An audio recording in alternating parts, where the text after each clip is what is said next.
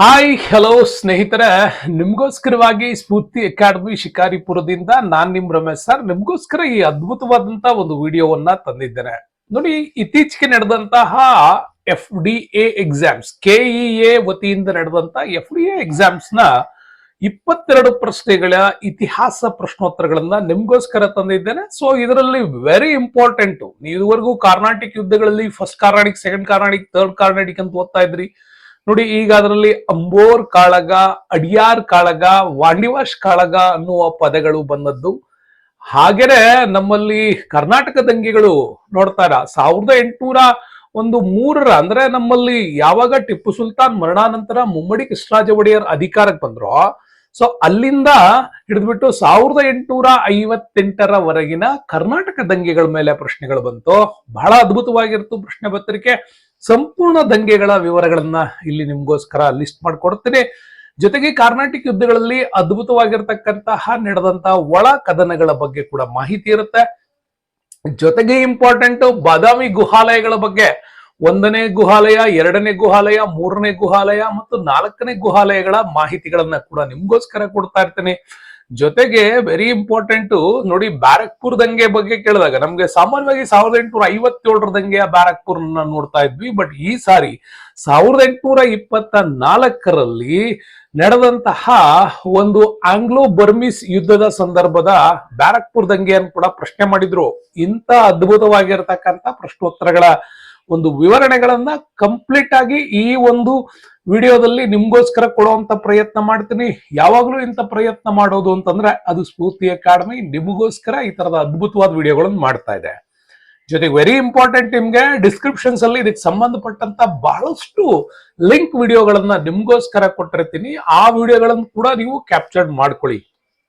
ಮತ್ತೆ ಇನ್ನೊಂದು very important ಅಂತಂದ್ರೆ, ಕಾಣ್ತಾ ಇರೋ QR ಕೋಡ್ ಸ್ಕ್ಯಾನ್ ಮಾಡೋದ್ರ ಮುಖಾಂತರ ಚಾನೆಲ್ ನ ಬಿಗ್ಗೆಸ್ಟ್ ಲೆವೆಲ್ಗೆ ನೀವು ಹೆಲ್ಪ್ ಮಾಡಿ. ಇನ್ನು ನಿಮ್ಗೆ GPS TR, HSTR ಮತ್ತೆ ಇತ್ತೀಚೆಗೆ ಬರುವಂತಹ ಪರೀಕ್ಷೆಗಳಿಗೂ ಕೂಡ, ಜೊತೆಗೆ ಯಾರು ನೆಟ್ ಸೆಟ್ ಪ್ರಿಪರೇಷನ್ ಮಾಡ್ತೀರಾ ಅವ್ರಿಗೆ ಸಪರೇಟ್ ಆಗಿ 2 ತರಗತಿಗಳನ್ನ ಸದ್ಯದಲ್ಲೇ ಶುರು ಮಾಡುವಂತ ಪ್ರಯತ್ನ ಇದೆ ಅಂತ ಹೇಳ್ತಾ, ಸೊ ಬನ್ನಿ, ಇದುವರೆಗೂ ನಮ್ಮ ಚಾನಲ್ ಸಬ್ಸ್ಕ್ರೈಬ್ ಮಾಡದೇ ಇದ್ರೆ ಮಾಡ್ಕೊಂಡು ನಿಮ್ ಸ್ನೇಹಿತರಿಗೂ ಕೂಡ ಪರಿಚಯಿಸಿ. ಇಷ್ಟೊಂದು ವಿಷಯ ನಿಮ್ಗೆ ಇಷ್ಟ ಆಗಿದ್ರೆ ಒಂದು ಲೈಕ್ ಹಾಕೋದನ್ನ ಮರಿಬೇಡಿ. ಬನ್ನಿ, 22 ಪ್ರಶ್ನೆಗಳಲ್ಲಿ ಮೊದಲನೇ ಪ್ರಶ್ನೆ ಹೇಗಿದೆ ಅಂತ ಹೇಳಿ ನೋಡೋಣ. ಬಹಳ ಮುಖ್ಯವಾಗಿರ್ತಕ್ಕಂಥ ಪ್ರಶ್ನೆಗಳನ್ನ ನೋಡ್ತಾ ಹೋಗೋಣ. ಇತಿಹಾಸದ 22 ಪ್ರಶ್ನೆಗಳನ್ನ ನಿಮ್ಗೋಸ್ಕರ ವಿವರಣೆ ಮಾಡ್ತೀನಿ.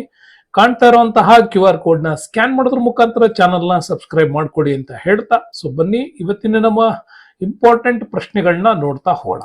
ಸೊ ಪ್ರಶ್ನೆ 1 ಈ ರೀತಿಯಾಗಿ ಕಾಣುತ್ತೆ ನೋಡಿ. ಕರ್ನಾಟಕದಲ್ಲಿ ನಡೆದಂತಹ ಸಶಸ್ತ್ರ ದಂಗೆಗಳ ಒಂದು ಬಂಡಾಯಗಳಿಗೆ ಸಂಬಂಧಿಸಿದಂತೆ ಈ ಕೆಳಕಂಡ ಘಟನೆಗಳನ್ನ ಕಾಲಾನುಕ್ರಮದಲ್ಲಿ ಜೋಡಿಸಿ ಅಂತ ಕೊಟ್ಟಿದ್ದಾರೆ. ಕಾಲಾನುಕ್ರಮದಲ್ಲಿ ಜೋಡಿಸಿದಾಗ ಐಗೂರಿನ ವೆಂಕಟಾದ್ರಿ ನಾಯಕನ ದಂಗೆ ಇದು ನಡೆದದ್ದು 1803. ಇನ್ನು ಹೊಸನಗರ ನಗರದ ಹತ್ರ ಬರುತ್ತೆ ಬೂದಿ ಬಸಪ್ಪನ ದಂಗೆ. ಸೊ ಇದು 1830-31 ನಡೆಯುತ್ತೆ. ಕಿತ್ತೂರಿನ ರಾಣಿ ಚೆನ್ನಮ್ಮ ಅವರ ದಂಗೆ 1824 ನಡೆದಿತ್ತು. ಕೊಪ್ಪಳದ ವೀರಪ್ಪನ ದಂಗೆ 1819 ನಡೆದಿದೆ. ಸೊ ಅಲ್ಲಿಗೆ ನಿಮ್ಗೆ ಕಾಲಾನುಕ್ರಮದಲ್ಲಿ ಸರಿಯಾಗಿ ಜೋಡಿಸಿದ್ರೆ ಫಸ್ಟ್ ಎ ಬರುತ್ತೆ, ಐಗೂರಿನ ದಂಗೆ, ಇದು 1ನೇದು ಬರುತ್ತೆ. ಸೊ ಅದಾದ್ಮೇಲೆ ಬರೋದು ಕೊಪ್ಪಳದ ವೀರಪ್ಪನ ದಂಗೆ ಬರುತ್ತೆ, ಇದು 2ನೇದು. ಅದಾದ್ಮೇಲೆ ಬರೋದು ನಮ್ಗೆ ಕಿತ್ತೂರಿನ ರಾಣಿ ಚೆನ್ನಮ್ಮ ದಂಗೆ, ಇದು 3ನೇದು. ದೆನ್ ಇದು 4ನೇದು ಬರುತ್ತೆ. ಸೊ ಅಲ್ಲಿಗೆ ADCB ಕರೆಕ್ಟ್. ಇಲ್ಲಿ ಇಂಪಾರ್ಟೆಂಟ್ ಆಗಿ ನಾವು ನೋಡ್ಬೇಕಾದ್ರೆ, ಕರ್ನಾಟಕದಲ್ಲಿ ಸಶಸ್ತ್ರ ಬಂಡಾಯಗಳು ಅಂತ ಹೇಳಿ ಒಂದು ವಿಡಿಯೋ ಮಾಡಿದೀನಿ, ಫುಲ್ ಡೀಟೇಲ್ ಆಗಿ ಅದನ್ನ ನೀವು ನೋಡ್ಬೋದು. ಜೊತೆಗೆ ಇವತ್ತು ಪರಿಚಯ ಮಾಡೋಣ, ಕ್ರಾನಲಾಜಿಕಲ್ ಆರ್ಡರ್ ಅಲ್ಲಿ ಕರೆಕ್ಟ್ ಆಗಿ ನೆನ್ಪಿಟ್ಕೊಳ್ಬಹುದಾಗಿರ್ತಕ್ಕಂಥ ವಿಡಿಯೋ ಒಂದು ವಿಚಾರವನ್ನು ಹೇಳ್ತಾ ಇರ್ತೀನಿ. ಕರ್ನಾಟಕದಲ್ಲಿ ದಂಗೆಗಳು ಶುರುವಾಗುವುದು 1800ರಿಂದ. ಯಾಕೆ? 1799 ಟಿಪ್ಪು ಸುಲ್ತಾನ್ ಮರಣದ ನಂತರ, ಅಂದ್ರೆ 4ನೇ ಆಂಗ್ಲೋ ಮೈಸೂರು ಯುದ್ಧ ಆದ ನಂತರ ಕರ್ನಾಟಕ ಭಾಗದಲ್ಲಿ ಸಶಸ್ತ್ರ ದಂಗೆಗಳ ಕಾಲ ಶುರುವಾಯಿತು ಅಂತ ಹೇಳ್ತಾರೆ. ಯಾಕೆ ಅಂತಂದ್ರೆ ದೋಂಡಿಯ ವಾಘನ ದಂಗೆ ನಡೆಯುತ್ತೆ. ಸೊ ದೋಂಡಿಯ ವಾಘ ಆ ಕಾಲದಲ್ಲಿ ಬ್ರಿಟಿಷರ ವಿರುದ್ಧ ನಡೆಸಿದಂತ ಒಂದು ದಂಗೆ ಇದು. ಜೊತೆಗೆ ಮೈಸೂರು ಒಡೆಯರ್ ಅವ್ರ ಜೊತೆ ಒಪ್ಪಂದ ಮಾಡ್ಕೊಂಡಿದ್ದು ಕೂಡ ಇಲ್ಲೊಂದು ಸ್ವಲ್ಪ ಡಿಸ್ಟರ್ಬೆನ್ಸ್ ಆಗಿತ್ತು. ಮುಂದೆ ಇದನ್ನ ಆರ್ಥರ್ ವೆಲ್ಲೆಸ್ಲಿ ದಂಗೆಯನ್ನ ಕಂಟ್ರೋಲ್ ಮಾಡ್ತಾರೆ. ಅದಾದ್ಮೇಲೆ ಬಂದದ್ದು ಐಗೂರು ಅಥವಾ ಬಲ್ಲಂ ವೆಂಕಟಾದ್ರಿ ದಂಗೆ ಅಂತ ಕೂಡ ಕರಿತೀವಿ. ಅದು 1803ರಲ್ಲಿ ನಡೆಯುತ್ತೆ. ಆಮೇಲೆ ಕೊಪ್ಪಳದ ವೀರಪ್ಪನ ದಂಗೆ ಕೂಡ ಹೌದು. ಅದಾದ್ಮೇಲೆ ಬೀದರ್ನ ದೇಶ್ಮುಖ್ಗಳ ದಂಗೆ. ಆ ದೇಶ್ಮುಖ್ಗಳಂತಂದ್ರೆ ಆ ಕಾಲಕ್ಕೆ ಕಂದಾಯವನ್ನ ವಸೂಲಿ ಮಾಡ್ತಾ ಇದ್ದಂತಹ ಜನರಿವರು. ಇಂಥ ಕಂದಾಯ ವಸೂಲಿ ಮಾಡ್ತಿದ್ದಂತ ಜನರಲ್ಲಿ ಪ್ರಮುಖವಾಗಿ ತಿರುಮಲರಾವ್, ಮೇಘಶ್ಯಾಮ್, ಶಿವಲಿಂಗಯ್ಯ ಇವ್ರು 3 ಜನ ಸೇರ್ಕೊಂಡು ಈ ಒಂದು ದಂಗೆಯನ್ನ ಅಲ್ಲಲ್ಲಿ ಶುರು ಮಾಡ್ತಾರೆ. ಇನ್ನು 1824ರಲ್ಲಿ ಸಿಂದಗಿ ದಂಗೆ ನಡೆಯುತ್ತೆ. ದಿವಾಕರ್ ದೀಕ್ಷಿತ್ ಅವರು ಕೂಡ ಮಾಡ್ತಾರೆ. ಇವರು ಕೂಡ ಅಷ್ಟೇ ತೆರಿಗೆಯ ವಿರುದ್ಧ ಈ ಒಂದು ಹೋರಾಟ ಇರುತ್ತೆ. ನೆಕ್ಸ್ಟ್ ಕಿತ್ತೂರಿನ ರಾಣಿ ಚೆನ್ನಮ್ಮ ಪ್ಲಸ್ ಸಂಗೊಳ್ಳಿ ರಾಯಣ್ಣ ಇಬ್ರು ಕೂಡ ಆ ಟೈಮ್ ದಂಗೆ ಶುರು ಮಾಡ್ತಾರೆ. ಕಿತ್ತೂರು ರಾಣಿ ಚೆನ್ನಮ್ಮ ಅರೆಸ್ಟ್ ಆದ್ಮೇಲೆ ಈ ದಂಗೆಯನ್ನ ಮುಂದುವರಿಸ್ಬಿಟ್ಟು ಏನು ಆ ಕಾಲಕ್ಕೆ ಶಿವಲಿಂಗಪ್ಪನನ್ನ ಇಲ್ಲಿ ಏನು ಅಧಿಕಾರಕ್ಕೆ ತರಬೇಕು ಅನ್ನುವಂತಹ ಹೋರಾಟ ಇತ್ತು, ಅದಕ್ಕೆ ಇಲ್ಲಿ ಈ ಒಂದು ದಂಗೆ ನಡೆಯುತ್ತೆ. ಬಟ್ ಆ ಕಾಲಕ್ಕೆನೆ ಚಾಪ್ಲಿನ್ ಆ ಒಂದು ದಂಗೆಯಲ್ಲಿ ಬ್ರಿಟಿಷ್ ಪರವಾಗಿ ಭಾಗವಹಿಸಿದಂತವನು. ಸೊ ಅವನು ಯಾವುದೇ ಕಾರಣಕ್ಕೂ ಈ ರೀತಿಯ ಅಧಿಕಾರಕ್ಕೆ ತರುವುದನ್ನ ಆತ ವಿರೋಧಿಸ್ತಾನೆ. ಹಾಗಾಗಿ ರಾಣಿ ಚೆನ್ನಮ್ಮ ದಂಗೆ ನಡೆಯುತ್ತೆ. ಇದ್ರ ಬಗ್ಗೆನೂ ಕೂಡ ಕಂಪ್ಲೀಟ್ ಡೀಟೇಲ್ ವಿಡಿಯೋ ಒಂದಿದೆ, ಅದರ ಡಿಸ್ಕ್ರಿಪ್ಷನ್ಸ್ ಎಲ್ಲ ಹಾಕಿರ್ತೀನಿ, ದಯವಿಟ್ಟು ನೋಡಿ. ನೆಕ್ಸ್ಟ್ ನಗರ ದಂಗೆ ಅಥವಾ ಬೂದಿ ಬಸಪ್ಪ ದಂಗೆ ಅಂತ ಕೂಡ ಕರಿತೀವಿ. ಇದು ಕೂಡ ಅಷ್ಟೇನೆ 1830-31ರ ಸಂದರ್ಭದಲ್ಲಿ ಆಗ ದಿವಾನ್ ಪೂರ್ಣಯ್ಯನವರು ಅಧಿಕಾರದಲ್ಲಿದ್ದರು, ಪ್ಲಸ್ ಮುಮ್ಮಡಿ ಕೃಷ್ಣರಾಜ ಒಡೆಯರ್ ಅವರ ಕಾಲವೂ ಹೌದು.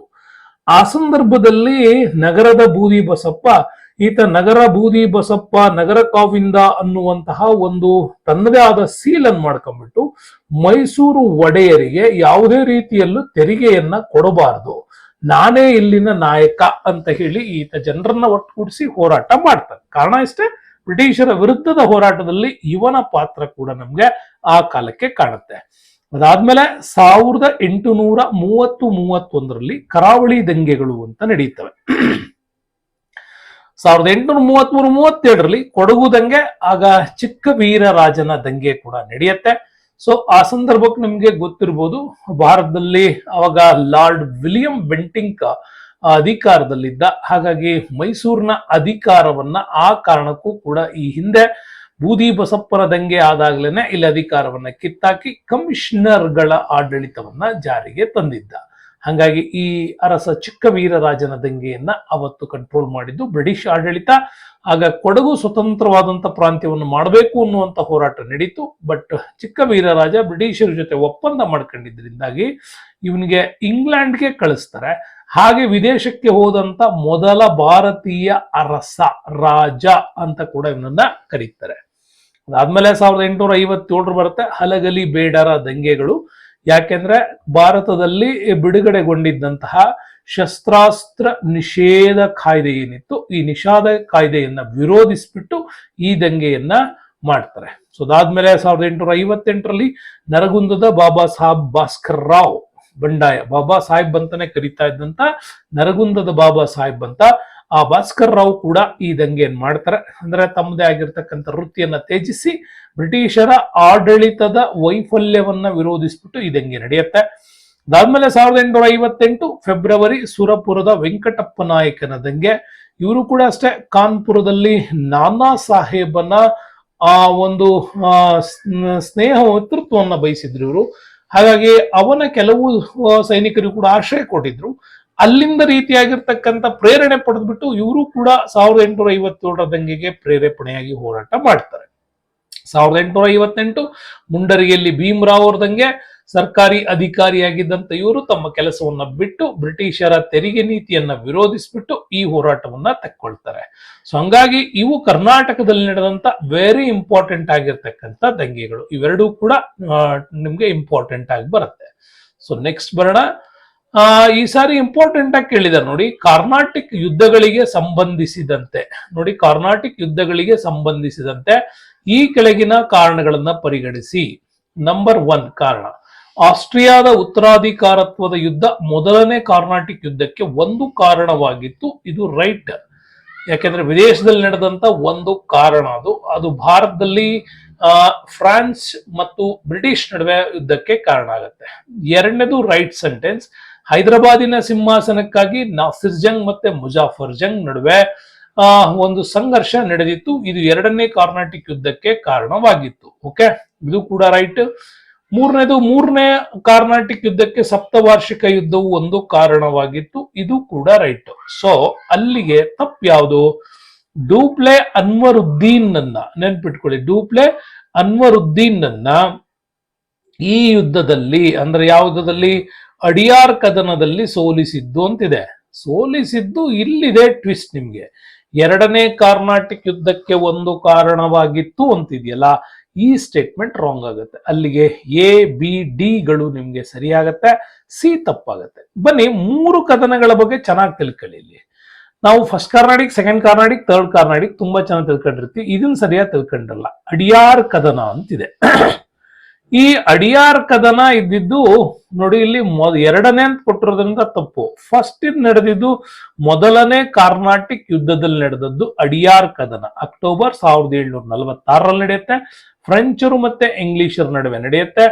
ಆಗ ಅನ್ವರುದ್ದೀನ್ ಫ್ರೆಂಚರ ಮೇಜರ್ ಲೂಯಿಸ್ ಪ್ಯಾರಡೈಸ್ ಅನ್ನ ಈ ಒಂದು ಯುದ್ಧ ನಡೆಯುತ್ತೆ. ಯುದ್ಧದಲ್ಲಿ ಹೋರಾಟ ಆಗುತ್ತೆ. ಫ್ರೆಂಚರು ಸೈಂಟ್ ಜಾರ್ಜ್ ಕೋಟೆಯನ್ನ ವಶಪಡಿಸ್ಕೊಳ್ತಾರೆ.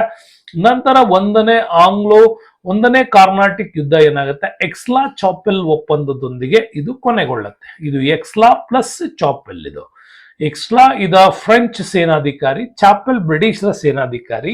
ಇವರಿಬ್ಬರ ನಡುವೆ ಫ್ರಾನ್ಸ್ ಅಲ್ಲಿ ನಡೆಯುವಂತಹ ಒಂದು ಒಪ್ಪಂದ. ಅದರಿಂದಾಗಿ ಇಡೀ ಪ್ರಪಂಚದಾದ್ಯಂತ ಫ್ರೆಂಚರು ಮತ್ತೆ ಇಂಗ್ಲಿಷರು ಒಪ್ಪಂದಕ್ಕೆ ಸಹಿ ಮಾಡ್ಕೋತಾರೆ. ಎರಡನೇದು ಅಂಬೋರ್ ಕಾಳಗ. ಅಲ್ಲಿ ಸೆಕೆಂಡ್ ಕಾರ್ನಾಟಿಕ್ ಅಂತ ಕೊಟ್ಟಿದ್ರಲ್ಲ, ಸೆಕೆಂಡ್ ಕಾರ್ನಾಟಿಕ್ ಅಲ್ಲಿ ನಡೆದದ್ದು ಅಂಬೋರ್ ಕಾಳಗ 1749. ಇದು ಫ್ರೆಂಚರ ಮುಜಾಫರ್ ಜಂಗ್ ಮತ್ತು ಆರ್ಕಾಟ್ ನವಾಬ ಅನ್ವರುದ್ದೀನ್ ನಡುವೆ ಈ ಒಂದು ಯುದ್ಧ ನಡೆದಿತ್ತು. ಇಲ್ಲಿ ಅನ್ವರುದ್ದೀನ್ ನ ಸೋಲು ಆಗುತ್ತೆ. ಮುಜಾಫರ್ ಜಂಗ್ ಇವನ ಜೊತೆ ಅಲ್ಲಿ ಚಂದಾ ಸಾಹೇಬ್ ಕೂಡ ಸೇರ್ಕೊಂಡಿದ್ದ. ಓಕೆ, ಹಂಗಾಗಿ ಇವರು ಅನ್ವರುದ್ದೀನ್ ನಡುವೆ ನಡೆಯುತ್ತೆ. ಅನ್ವರುದ್ದೀನ್ ಇಲ್ಲಿ ಸೋಲಾಗ್ತದೆ. ಸೊ ಹಂಗಾಗಿ ಮುಜಾಫರ್ ಜಂಗ್ ಫ್ರೆಂಚರ ಪರವಾಗಿ ಈತ ಅಲ್ಲಿ ತನ್ನ ಹೈದರಾಬಾದ್ ಅನ್ನು ವಶಪಡಿಸ್ಕೊಳ್ತಾನೆ. ಮುಂಚೆ ಇವನು ಸತ್ತೋಗ್ತಾನೆ. ಕೊನೆಗೆ ಸಫ್ದರ್ ಜಂಗ್ ಅನ್ನ ಅಧಿಕಾರಕ್ಕೆ ತರ್ತಾರೆ. ಸೊ ಈ ಕಡೆ ಡೂಪ್ಲೆ ಎರಡನೇ ಒಂದು ಕಾರ್ನಾಟಿಕ್ ನಂತರ ಆತ ವಾಪಸ್ ಹೋಗ್ಬೇಕಾದ ಪರಿಸ್ಥಿತಿ ಬರುತ್ತೆ.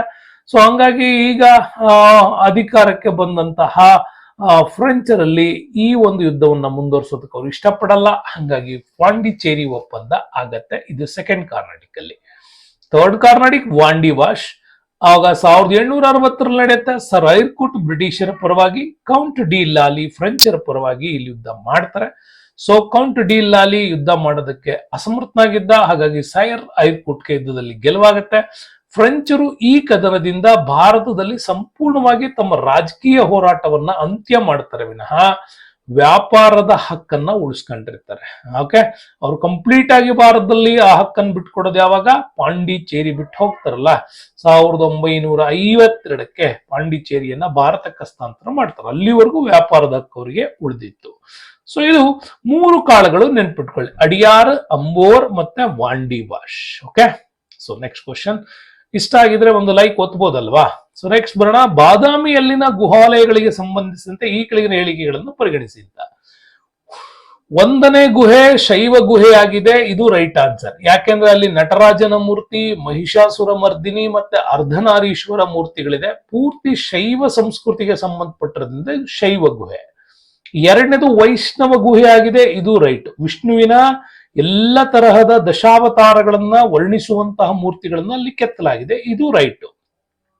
ನಾಲ್ಕನೇ ಸೆಂಟೆನ್ಸ್ ರೈಟ್ ಇದೆ ನೋಡಿ. ನಾಲ್ಕನೇ ಗುಹೆಯು ಜೈನ ಗುಹೆಯಾಗಿದೆ. ಇದು ರೈಟ್. ಮಹಾವೀರನ ಮೂರ್ತಿಗಳನ್ನ ಕೆತ್ತಲಾಗಿದೆ. ಆದರೆ ಮೂರನೇ ಗುಹೆ ಶೈವ ಗುಹೆಯಾಗಿದೆ ಅಂತ ಹೇಳಿದ್ದಾರೆ. ಇದು ಬರೀ ಶೈವ ಗುಹೆ ಆಗಿಲ್ಲ. ಅಲ್ಲಿ ವಿಷ್ಣುವಿನ ಮೂರ್ತಿ ಇದೆ, ತ್ರಿವಿಕ್ರಮನ ಮೂರ್ತಿ ಇದೆ, ಭೂವರಹ ಇದೆ, ಹರಿಹರ ಮೂರ್ತಿಗಳೂ ಕೂಡ ಇರೋದ್ರಿಂದ ಶೈವ ಸಂಸ್ಕೃತಿಗಿಂತ ಹೆಚ್ಚಾಗಿ ವೈಷ್ಣವ ಸಂಸ್ಕೃತಿಗೆ ಸಂಬಂಧಪಟ್ಟಂತಹ ಗುಹಾಲಯಲ್ಲಿ ಹೆಚ್ಚಾಗಿ ಚಿತ್ರಗಳು ಕೂಡ ನಮ್ಗೆ ಕಂಡು ಬರ್ತವೆ. ಹಂಗಾಗಿ ಮೂರನೇ ಸೆಂಟೆನ್ಸ್ ಮಾತ್ರ ತಪ್ಪಾಗಿದೆ. ಅಲ್ಲಿಗೆ ನಮ್ಗೆ ಆಪ್ಷನ್ ಏನು? ಕೇವಲ 3 ಮಾತ್ರ ಸರಿಯಾಗಿವೆ. ಮೂರನೇ ಸರಿಯಾಗಿದೆ ಅಂತಲ್ಲ, ಇದು ಕೇವಲ 3 ಸರಿಯಾಗಿವೆ. 4 ಸರಿಯಾಗಿವೆ ಹೇಳಿಕೆ ತಪ್ಪು. ಕೇವಲ 2 ಹೇಳಿಕೆಗಳು ಸರಿಯಾಗಿವೆ ತಪ್ಪು. ಕೇವಲ 1 ಸರಿಯಾಗಿದೆ ತಪ್ಪು. ಇದು ಕೂಡ ನಿಮ್ಗೆ ನೆನಪಿಲ್ಲಿ. ಸೊ ನೆಕ್ಸ್ಟ್ ಬರೋಣ. ಒಳ್ಳೆ ಪ್ರಶ್ನೆ ನೋಡಿ. ಈ ಕೆಳಕಂಡ ಸ್ಮಾರಕಗಳಲ್ಲಿ ಎರಡನೇ ಇಬ್ರಾಹಿಂ ಆದಿಲ್ ಶಹಾನಿಂದ ನಿರ್ಮಾಣವಾಗಿಲ್ಲ ಅಂತಿದೆ ಇಲ್ಲಿ. ಸೊ ಎರಡನೇ ಇಬ್ರಾಹಿಂ ಆದಿಲ್ ಶಾನಿಂದ ಇಬ್ರಾಹಿಂ ರೋಜಾ, ದಕ್ಷಿಣದ ತಾಜ್ ಮಹಲ್ ಅಂತ ಕಟ್ತೀವಲ್ಲ ಅದು, ನವರಸ್ಪುರ ಹೊಸ ನಗರವನ್ನ ನಿರ್ಮಾಣ, ಮೆಹತರ್ ಮಹಲ್ ಕೂಡ ಈತನೇ ಕಟ್ಟಿಸಿದ್ದು, ವಿಜಯಪುರದ ಜಾಮಿ ಮಸೀದಿ ಇವನಿಂದ ಕಟ್ಟಲ್ಪಟ್ಟಿಲ್ಲ. ಹಂಗಾಗಿ 4ನೇ ನಿಮ್ಗೆ ಬರುತ್ತೆ. ಬರೀ ಈ ಒಂದು ಬಹಮನಿ ಸುಲ್ತಾನರ ವಾಸ್ತುಶಿಲ್ಪದ ಬಗ್ಗೆ ಮಾತಾಡೋಣ. ಯಾವ್ಯಾವ್ದು ಎಲ್ಲೆಲ್ಲಿ ಕಟ್ಟಲ್ಪಟ್ಟಿದೆ ಅಂತ ನೋಡಿ. ಗುಲ್ಬರ್ಗದ ಕೋಟೆಯನ್ನ 1ನೇ ಅಲ್ಲಾವುದ್ದೀನ್ ಕಟ್ಟಿಸ್ತಾನೆ. ಅಲ್ಲಾವುದ್ದೀನ್ ಬಹುಮನ್ ಶಾ ಅಂತ ಏನ್ ಕರಿತೀವಲ್ಲ ಅವನೇ ಕಟ್ಟಿಸಿದ್ದು. ಕಾವಲಪುರ ಕೋಟೆ ಅಂತ ಗುಲ್ಬರ್ಗವನ್ನ ಕರೀತಾ ಇದ್ರು. ನೆಕ್ಸ್ಟ್ ಜಾಮಿ ಮಸೀದಿ 1367ರಲ್ಲಿ 1ನೇ ಮೊಹಮ್ಮದ್ ಶಾ ಕಟ್ಟಿಸಿದ್ದು. ಅದರ ಪಕ್ಕದಲ್ಲೇ ಶಾ ಬಜಾರ್ ಮಸೀದಿ ಅಂತ ಕೂಡ ಕಂಡು ಬರುತ್ತೆ. ಇದು ಕಟ್ಟಿಸಿದ್ದು 1ನೇ ಮೊಹಮ್ಮದ್ ಶಾ. ನೆಕ್ಸ್ಟ್ ಬರೋದು ಫಿರೋಜ್ ಶಾ ಗೋರಿ ಅಂತ 1480ರಲ್ಲಿ ಕಟ್ತಾರೆ. ಫಿರೋಜ್ ಶಾ ಇದನ್ನ ನಿರ್ಮಾಣ ಮಾಡ್ತಾನೆ. ವಾಸ್ತುಶಿಲ್ಪದಲ್ಲಿ ಬಹುದೊಡ್ಡ ಕೊಡುಗೆ ಕೊಟ್ಟಿದ್ದು ಫಿರೋಜ್ ಶಾ. ದೌಲತಾಬಾದ್ ಅಲ್ಲಿ ಖಗೋಳ ವೀಕ್ಷಣಾಲಯವನ್ನ ನಿರ್ಮಾಣ ಮಾಡಿದ್ದು, ಮತ್ತೆ ಫಿರೋಜಾಬಾದ್ ನಗರವನ್ನ ಆತ ಕಟ್ಟಿಸಿದ್ದು. ಇದು ನಮ್ಗಿಲ್ಲಿ ಇಂಪಾರ್ಟೆಂಟ್ ಆಗಿ ಸಿಗ್ತಕ್ಕಂಥದ್ದು. ನೆಕ್ಸ್ಟ್ ಬೀದರ್ನಲ್ಲಿ ಬೀದರ್ ಕೋಟೆಯನ್ನ ಕಟ್ತಾರೆ. ಬಹಮನ್ ಶಾನಿಂದ ಇದು ನಿರ್ಮಾಣ ಆಗಿತ್ತು. ಸೋಲಾಕಂಬ್ ಮಸೀದಿ ಅಂತ ಕರಿತೀವಿ. ಇದನ್ನ ಕುಬಿಲ್ ಸುಲ್ತಾನಿ ಅನ್ನೋನು ನಿರ್ಮಾಣ ಮಾಡಿದ್ದ. ಮುಂದೆ ಇದನ್ನ ಝನಾನಿ ಮಸೀದಿ ಅಂತ ಕೂಡ ಕರೀತಾರೆ. ಸೋಲಾಕಂಬ್ ಅಂದ್ರೆ 16 ಕಂಬಗಳಿರ್ತಕ್ಕಂಥ ಸುಂದರವಾದ ಮಸೀದಿಯನ್ನ ನಿರ್ಮಾಣ ಮಾಡಿರೋದು ಇಲ್ಲಿ ಇಂಪಾರ್ಟೆಂಟ್ ಆಗತ್ತೆ. ನೆಕ್ಸ್ಟ್ ತಖ್ತ್ ಮಹಲ್ ಅಂತ ಕರಿತೀವಿ. ತಖ್ತ್ ಮಹಲ್ ಅನ್ನ ಕಟ್ಟಿದ್ದು ಶಿಹಾಬುದ್ದೀನ್. ರಂಗೀನ್ ಮಹಲ್ ಅಂತ ಕಟ್ಟಿದ್ದಾರೆ. 1520ರಲ್ಲಿ ಬರೀದ್ ಶಾಹಿಗಳು ಇದನ್ನ ಕಟ್ತಾರೆ ಬೀದರ್. ಇದರ ಜೊತೆಗೆ 7 ಉಪ್ಪರಿಗೆಯ 7 ಮಹಲ್ ಕೂಡ ನಿರ್ಮಾಣ ಆಗಿದ್ದು ಇಲ್ಲಿ ಇಂಪಾರ್ಟೆಂಟ್ ಆಗಿ ನಮ್ಗೆ ಕಂಡು ಬರ್ತವೆ. ಇನ್ನು ಅಸ್ತೂರಿನ 12 ಸಮಾಧಿಗಳು ಅಂತ ಬರ್ತವೆ. ಇದು ಅಹಮದ್ ಶಾ ನಿರ್ಮಾಣ ಮಾಡಿದ್ದು. ಮತ್ತೆ 1472ರಲ್ಲಿ ಮದರಸಾ ಕಾಲೇಜು ಮೊಹಮ್ಮದ್ ಗವಾನ್ ನಿರ್ಮಾಣ ಮಾಡಿದ್ದ. ಬಹಮನಿ ಸುಲ್ತಾನರ ಕೊನೆಯ ಒಂದು ಶ್ರೇಷ್ಠ ಆಡಳಿತಗಾರನ ಪ್ರಧಾನಮಂತ್ರಿಯಾಗಿ ಮತ್ತು ರಾಜಕೀಯ ಅಧಿಕಾರವನ್ನು ಮಾಡಿದಂಥವ್ರು. ಜಾಮಿಯಾ ಮಸೀದಿ 1573ರಲ್ಲಿ 1ನೇ ಅಲಿ ಆದಿಲ್ ಶಾ ಕಟ್ಟಿಸ್ತಾನೆ. ದಕ್ಷಿಣ ಭಾರತದ ಅತಿ ದೊಡ್ಡ ಮಸೀದಿ ಅಂತ ಕೂಡ ಇದನ್ನ ಕರೀತಾರೆ, ಜಾಮಿಯಾ ಮಸೀದಿ. ಇದ್ರ ಜೊತೆಗೆ ಒಂದು ಮಸೀದಿಯಲ್ಲಿ ಕಟ್ಟಲಾಗಿತ್ತು, ಗಗನ್ ಮಹಲ್ ಅಂತ ಕೂಡ ಅದನ್ನ ಕರಿತೀವಿ. ಇನ್ನು ನೆಕ್ಸ್ಟ್ ಇಬ್ರಾಹಿಂ ರೋಜಾ ಬಗ್ಗೆ ಮಾತಾಡೋಣ. ಇಬ್ರಾಹಿಂ ರೋಜಾ ನಿಮ್ಗೆಲ್ಲ ಗೊತ್ತಿರೋ ಹಂಗೆ 1626ರಲ್ಲಿ ಇದನ್ನ ಕಟ್ಟಲ್ಪಡ್ತು. ಎರಡನೇ ಇಬ್ರಾಹಿಂ ಆದಿಲ್ ಶಾ ಇದನ್ನ ಕಟ್ಟಿಸ್ತಾನೆ. ದಕ್ಷಿಣದ ತಾಜ್ ಮಹಲ್ ಅಂತ ಕೂಡ ಕರೀತಾರೆ. ಯಾಕಂಗ್ ಕರೀತಾರೆ ಅಂದ್ರೆ ಅವನ ರಾಣಿ ತಾಜ್ ಸುಲ್ತಾನಾಗೋಸ್ಕರ ಇದನ್ನ ಆತ ಕಟ್ಟಿದ್ದ. ಹಂಗಾಗಿ ಇದನ್ನ ದಕ್ಷಿಣದ ತಾಜ್ ಮಹಲ್ ಮತ್ತೆ ನವರಸ್ಪುರವನ್ನ ಕಟ್ಟಿದ್ದ. ಮೆಹತರ್ ಮಹಲ್ ಅನ್ನು ಕೂಡ ಆಯ್ತ ಅದರಲ್ಲಿ ನಿರ್ಮಾಣ ಮಾಡಿದ್ದ ತನ್ನ ರಾಣಿಗಾಗಿ. ನೆಕ್ಸ್ಟ್ ಗೋಳಗುಮ್ಮಟ ಬಿಜಾಪುರದಲ್ಲಿ 1629ರಿಂದ 56 ಮಧ್ಯೆ ನಡೆಯುತ್ತೆ. ಮೊಹಮ್ಮದ್ ಆದಿಲ್ ಶಾ ಇದನ್ನ ನಿರ್ಮಾಣ ಮಾಡ್ದ. ದಕ್ಷಿಣ ಭಾರತದಲ್ಲಿ ಇದು ಅತಿ ದೊಡ್ಡ ಗುಮ್ಮಟವನ್ನ ಹೊಂದಿದೆ. ಅತಿ ದೊಡ್ಡ ಗುಮ್ಮಟವನ್ನ ಹೊಂದಿರತಕ್ಕಂಥದ್ದು ಅಂತ ಕರೀತಾರೆ ಇದನ್ನ. ಇನ್ನು ಭಾರ ಕಮಾನ್ 1672ರಲ್ಲಿ ಅಲಿ ಆದಿಲ್ ಶಾ ಇದನ್ನ ನಿರ್ಮಿಸ್ತಾನೆ. ಮಾಲಿಕ್ ಎ ಮೈದಾನ್ ಅಂತಕ್ಕಂಥ ದೊಡ್ಡ ಫಿರಂಗಿ ಶಿಲ್ಪಕಲೆ ಇಲ್ಲೇ ಇದ್ದಿದ್ದು. ಬಟ್ ಇದು ನಿರ್ಮಾಣ ಆಗೋದ್ರೊಳಗೆ ಪಾಪ ಸತ್ತೋಗ್ಬಿಟ್ಟಿದ್ದ. ಭಾರ ಕಮಾನ್ ಅದರ ನೆರಳು ಬೀಳ್ಬೇಕು, ಅದ್ರಲ್ಲಿ ನಾನು ನಡ್ಕೊಂಡ್ ಬರ್ತಾರೆ, ಈ ತರದೊಂದು ಹುಚ್ಚ ಆಸೆ ಇತ್ತು ನಮ್ಗೆ. ನೆಕ್ಸ್ಟ್ ಚಾರ್ಮಿನಾರ್ ಗೋಲ್ಕಂಡಾದ ಸುಲ್ತಾನರು ಕಟ್ಟಿಸ್ತಾರೆ. ಕುಲಿ ಕುತುಬ್ ಶಾ ಹೈದರಾಬಾದ್ ಅಲ್ಲಿ ಇದನ್ನ ನಿರ್ಮಾಣ ಮಾಡ್ತಾರೆ. ಇದು ವೆರಿ ಇಂಪಾರ್ಟೆಂಟ್ ಆಗಿರ್ತಕ್ಕಂತಹ ಬಹಮನಿ ಸುಲ್ತಾನರ ಒಂದು ವಿಚಾರಗಳು. ಇದಕ್ಕೆ ಸಂಬಂಧಪಟ್ಟಂತ ಒಂದು ವಿಡಿಯೋ ಕೂಡ ನಮ್ಮಲ್ಲಿ, ಇದರ ಫುಲ್ MCQs ನ ವಿಡಿಯೋ ಕೂಡ ಕೆಳಗಡೆ ಲಿಂಕ್ ಅಲ್ಲಿ ಇದೆ, ದಯವಿಟ್ಟು ನೋಡ್ಕೋಬೇಕು. ನೆಕ್ಸ್ಟ್ ಪ್ರಶ್ನೆ ನೋಡಿ, ಇದು ಲಿಪಿಗಳಿಗೆ ಸಂಬಂಧಪಟ್ಟಂತ ಪ್ರಶ್ನೆ. ಭಾರತದ ಪ್ರಾಚೀನ ಲಿಪಿಗಳಲ್ಲಿ ಸಂಬಂಧಿಸಿದಂತೆ ಹೇಳಿಕೆಗಳನ್ನ ಪರಿಗಣಿಸಿ. ಬ್ರಾಹ್ಮಿಯನ್ನು ಎಡದಿಂದ ಬಲಕ್ಕೆ ಬರೆಯುತ್ತಾರೆ, ಎಡದಿಂದ ಬಲಕ್ಕೆ ಬರೆಯುತ್ತಾರೆ. ಖರೋಷ್ಠಿಯನ್ನು ಬಲದಿಂದ ಎಡಕ್ಕೆ ಬರೆಯುತ್ತಾರೆ, ಬಲದಿಂದ ಎಡಕ್ಕೆ ಬರೆಯುತ್ತಾರೆ. ಸೊ ಇದು ಸ್ಟೇಟ್ಮೆಂಟ್ ರೈಟು, ಇದು ಸ್ಟೇಟ್ಮೆಂಟ್ ರೈಟು. ಬಟ್ ಅರಾಮಿಕ್ ಅನ್ನು ಎಡದಿಂದ ಬಲಕ್ಕೆ ಬರೆಯುತ್ತಾರೆ, ಅರಾಮಿಕ್ ಅನ್ನು ಎಡದಿಂದ ಬಲಕ್ಕೆ ಬರೆಯುತ್ತಾರೆ, ಈ ತರ ಕೊಟ್ಟಿದಾರಲ್ವಾ. ಸೊ ನಾನು ನಿಮ್ಗೆ ಹೇಳ್ತೀನಿ ಇದು ಇರಬಹುದು ಅಂತ. ಸೊ ಬನ್ನಿ ಇದ್ರ ಬಗ್ಗೆ ಸ್ವಲ್ಪ ನೋಡ್ಕೊಳ್ಳೋಣ. ನೋಡಿ, ಬ್ರಾಹ್ಮಿ ಲಿಪಿ ಭಾರತದಲ್ಲಿ ಬಹುದೊಡ್ಡ ಪ್ರಮುಖವಾಗಿರ್ತಕ್ಕಂಥ ಭಾರತ ಪ್ರಾಚೀನ ಲಿಪಿಗಳಲ್ಲಿ ಒಂದು. ಇದು 3ನೇ ಶತಮಾನದಲ್ಲಿ ಸಂಪೂರ್ಣ ಅಭಿವೃದ್ಧಿ ಹೊಂದಿದಂತ ಭಾಷೆಯಾಗಿತ್ತು. ಇದನ್ನ ಎಡದಿಂದ ಬಲಕ್ಕೆ ಬರಿತಾ ಹೋಗ್ತೀವಿ, ಇದು ರೈಟ್. ದಕ್ಷಿಣ ಭಾರತದಲ್ಲಿ ಮತ್ತು ಉತ್ತರ ಭಾರತದಲ್ಲಿ ಎಲ್ಲಾ ಭಾಷೆಗಳನ್ನ ನಾವು ಎಡದಿಂದ ಬಲಕ್ಕೆ ಬರಿತೀವಿ.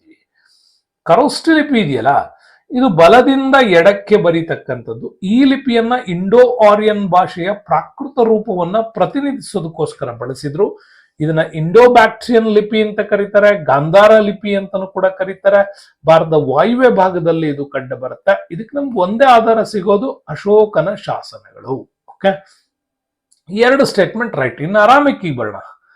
ಅರಾಮಿಕ್ ಇದೆಯಲ್ಲ, ಇದು ವೆರಿ ಇಂಪಾರ್ಟೆಂಟ್ ಆಗಿರ್ತಕ್ಕಂಥದ್ದು. ಸೆಮೆಟಿಕ್ ಭಾಷೆಯನ್ನ ಹೊಂದಿರತಕ್ಕಂಥದ್ದು ಇದೆ. ಓಕೆ, ಇದಕ್ಕೆ ದೊಡ್ಡ ಪುರಾವೆ ಅಂದ್ರೆ ಅಶೋಕನ ಶಾಸನ ಸಿಕ್ಕಿರೋದು. ಅಕಿಮೇನಿಯಾ ಸಾಮ್ರಾಜ್ಯದಿಂದ ಹುಟ್ಟಿದ್ದು. ಇದನ್ನ ಯಾವಾಗಲೂ ಬಲದಿಂದ ಎಡಕ್ಕೆ ಬರೆಯುತ್ತಾರೆ. ಇದನ್ನ ಹೀಬ್ರೂ ಅಥವಾ ಅರೇಬಿಕ್ ಭಾಷೆಗಳಂತೆ ಕೂಡ ಬರೀತಾರೆ. ಏನು ಅರೇಬಿಕ್, ಉರ್ದು ಇವೆಲ್ಲ ಬರೀತಾರಲ್ಲ, ಈ ರೀತಿ ಬರೀತಕ್ಕಂಥದ್ದು ಕೂಡ ಈ ಅರಾಮಿಕ್ ಭಾಷೆ. ಹಂಗಾಗಿ ಮೂರನೇ ಸ್ಟೇಟ್ಮೆಂಟ್ ಒಂದು ಮಾತ್ರ ನಮ್ಗಿದ ರಾಂಗ್ ಆಗತ್ತೆ. ಓಕೆ, ಮೂರನೇ ಸ್ಟೇಟ್ಮೆಂಟ್, ಯಾಕೆಂದ್ರೆ ಎಡದಿಂದ ಬಲಕ್ಕೆ ಅಂತಿದೆ. ಹಂಗಾಗಿ ಈ ಸ್ಟೇಟ್ಮೆಂಟ್ ನಮ್ಗೆ ಏನಾಗುತ್ತೆ, ತಪ್ಪಾಗತ್ತೆ. ಓಕೆ, ಸೊ ನೆಕ್ಸ್ಟ್ ಕ್ವಶನ್ಗೆ ಬರೋಣ. ನೋಡಿ, ಮುಂದಿನ ಪ್ರಶ್ನೆ ಇಂಪಾರ್ಟೆಂಟ್ ಆಗಿದೆ. ಏನಿದೆ ಪ್ರಶ್ನೆ? ಬ್ರಿಟಿಷರ ವಿರುದ್ಧದ ಭಾರತೀಯ ಸೈನಿಕರ ದಂಗೆಗಳಿಗೆ ಕುರಿತು ಹೇಳಿಕೆಗಳನ್ನ ಪರಿಗಣಿಸಿ ಅಂತ. ಹೇಳಿಕೆಗಳಲ್ಲಿ ನಂಬರ್ 1, 1824ರಲ್ಲಿ ಬ್ಯಾರಕ್ಪುರದ 47ನೇ ತುಕಡಿಯ ಸೈನಿಕರು ಬ್ರಿಟಿಷರ ವಿರುದ್ಧ ದಂಗೆ ಎದ್ದರು ಅಂತ ಒಂದೇ ಸ್ಟೇಟ್ಮೆಂಟ್ ಇದೆ. ಹೌದಾ? ಈ ಸ್ಟೇಟ್ಮೆಂಟ್ ರೈಟ್ ಇದು. 47ನೇ ತುಕಡಿ ಸೈನಿಕರಿಗೆ ಬ್ರಿಟಿಷರು ಮೊದಲನೇ ಆಂಗ್ಲೋ ಬರ್ಮಾ ಯುದ್ಧಕ್ಕಾಗಿ ಬರ್ಮಾಕ್ಕೆ ಹೋಗಲು ಆದೇಶಿಸಿದರು. ಇದು ಕೂಡ ರೈಟ್. ಅಲ್ಲಿಗೆ ಹೇಳಿಕೆ 1 ಮತ್ತೆ 2 ಸರಿ ಇದೆ. ಹೇಳಿಕೆ 1 ಏನ್ ದಂಗೆ ಆಗಿದೆ ಅಂತ ಹೇಳ್ತಾರಲ್ಲ, ಆ ದಂಗೆ ಕಾರಣವನ್ನ ಹೇಳ್ತಕ್ಕಂಥದ್ದು ಈ ದಂಗೆ ಹೇಳಿಕೆ 2. ಸೊ ಅಲ್ಲಿಗೆ ಒಂದೇ ಆಪ್ಷನ್ ನಿಮ್ಗೆ ರೈಟ್ ಆಗುತ್ತೆ. ಸೊ ಬನ್ನಿ ಏನಿದು ಅಂತ ತಿಳ್ಕೋಣ. ಬ್ಯಾರಕ್ಪುರ ದಂಗೆ. ನಿಮ್ಗೆ ಬ್ಯಾರಕ್ಪುರ ಅಂದ ತಕ್ಷಣ 1857 ದಂಗೆ ನೆನಪಾಗಬಾರ್ದು. ಅದಕ್ಕಿಂತ ಮುಂಚೆ 1824ರಲ್ಲೇ ಈ ದಂಗೆ ಆಗಿದೆ. 1824 ನವೆಂಬರ್ 2ರಂದು ಮೊದಲ ಆಂಗ್ಲೋ ಬರ್ಮೀಸ್ ಯುದ್ಧದ ಸಂದರ್ಭ ಇತ್ತು. ಮೊದಲ ಆಂಗ್ಲೋ ಬರ್ಮೀಸ್ ಯುದ್ಧ. ಬರ್ಮಾಕ್ಕೆ ಹೋಗ್ಬೇಕಾಗಂದ್ರೆ ಇವತ್ತಿನ ಮಯನ್ಮಾರ್ ಅಂತ ಏನ್ ಕರಿತೀವಲ್ಲ, ಈ ಒಂದು ಯುದ್ಧ ಇಲ್ಲಿ ಹೋಗ್ಬೇಕಾಗಿತ್ತು. ಎಲ್ಲಿಂದ ಹೋಗ್ಬೇಕಾಗಿತ್ತು?